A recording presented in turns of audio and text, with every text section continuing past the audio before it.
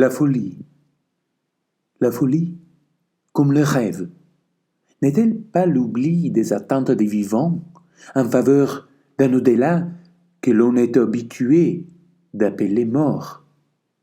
Et qu'est-ce qu'est mort si ce n'est pas un endroit où toute loi fait place à ce que nous pourrions préalablement nommer conscience infinie ou bien intellect en tant qu'esprit, mouvement absolument circulaire, lisant toute chose, y compris toute loi, à son intérieur? La folie, elle, ne serait que l'état ou l'agir même d'un esprit qui considère toute chose comme sa propriété, cas tout à fait extravagant si l'on le conçoit au point de vue de la vie conventionnelle, liée à des corps soumis à des lois. L'on comprendrait alors pourquoi, au dire des anciens, il y aurait une folie vulgaire à éviter, ainsi qu'une folie divine, propre du philosophe, une vie par-delà toute convention, mais qui nous est donnée à vivre dans la mesure où nous demeurions attentifs au monde en tant que réalité purement intelligible. Ce monde, qui n'est d'ailleurs pas celui de l'imagination, dans la mesure où toute image s'y trouve convertie en point d'interrogation, ne nous est point inamical. Il ne constitue nullement un obstacle à la compréhension, voire assimilation de la part de l'esprit ou conscience pure de toute détermination du mouvement, là où l'on entend par mouvement essentiellement l'errer ou divaguer de la conscience. Mais on parle de conscience sans doute trop insoucieusement, car le sens de ce terme n'est guère évident. Le nom conscience est, au sein du discours présent, adopté pour indiquer l'esprit revenant à soi ou s'affirmant, non pas en tant que personne ou ego, mais plutôt en tant qu'expansion, élargissement, soin, caritas. D'après les Grecs anciens, mégalophrosiune, l'activité la plus fondamentale et par conséquent bien méritant l'appellation de divine.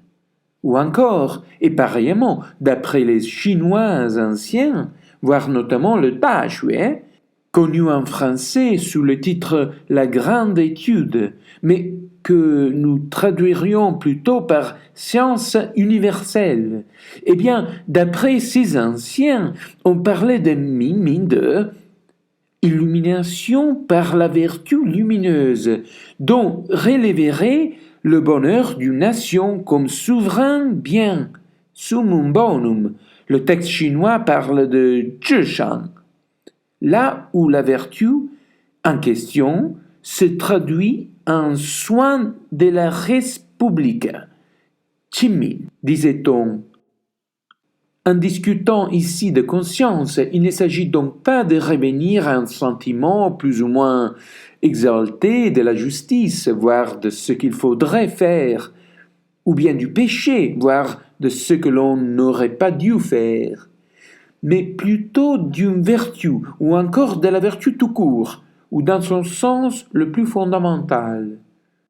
Pas question ici d'une conscience éphémère, relevant d'un conditionnement extérieur, tel qu'un morceau de musique ou un beau discours. N'oublions pas à cet égard que tout discours, et surtout toute musique, peut servir tantôt à unifier, tantôt à diviser celle que l'on est vulgairement accoutumé d'appeler conscience. Mais revenant à la question de la folie, on se trouve face d'une nécessité sacrée qui, loin d'être jamais expulsée par des régimes de vie conventionnels, en constitue la véritable base, que l'ordre conventionnel des choses, l'ordre humain ou civil, a tout intérêt à reconnaître en tant que garant public. Car là où nos lois, ainsi que nos vies conventionnelles, demeurent ouvertes à leur fondement de conscience infinie, ce fondement-ci constituera l'horizon de complément ou couronnement de l'ordre et conscience civile. Ne nous abandonnons pas à des appels éphémères, à quelques valeurs ou idéaux hypothétiques ou historiquement relatifs, quels qu'ils soient. Fondée sur sa contrepartie infinie ou divine, la conscience civique se caractérise par un lien indissoluble entre humanité, discours, voire raison, et vérité. Ces trois éléments ou questions demeurent dimensions essentielles, indissolubles de tout ordre et conscience civique. Là où notre vivre social est ordonné à son fondement intelligible. La crise de l'une des trois composantes de la conscience civique impliquerait alors nécessairement la crise des deux autres. D'où dépendrait finalement notre crise d'identité politique, une crise relevant de la tendance contemporaine à la relativisation de l'homme, de la raison et de la vérité. Sortir de notre crise ne serait possible qu'en portant au grand jour la cohérence universelle d'un vivre humain ordonné librement ou naturellement, voire essentiellement, à une vérité irréductible à toute contingence, que ce soit historique, voire laïque, ou religieuse.